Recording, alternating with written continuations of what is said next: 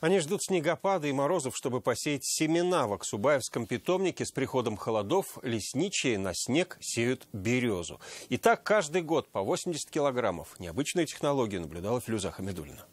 Смешиваем семена березы с опилкой. На улице -10, а у лесничего Аксубаева жарко. До сильных морозов нужно успеть посеять семена. 60 килограмм на полгектара. Опилка для того, чтобы сэкономить семена березы.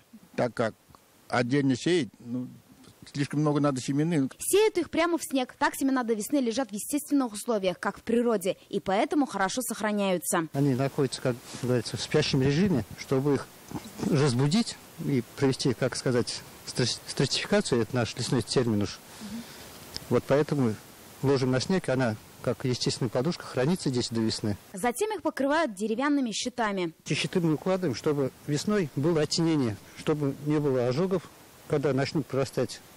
Березы, когда начнут прорастать, мы их будем поднимать. До весны семена березы будут лежать вот так вот под снегом, потом начнут подрастать. И лишь через 2 года их пересадят в лес.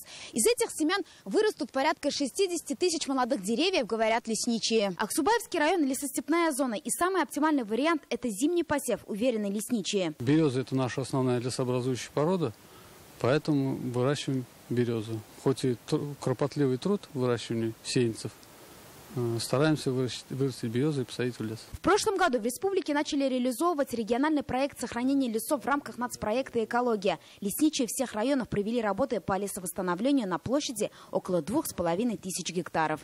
Филюза Хамидуллина, Эрик Хабибуллин, ТНВ, Аксубаевский.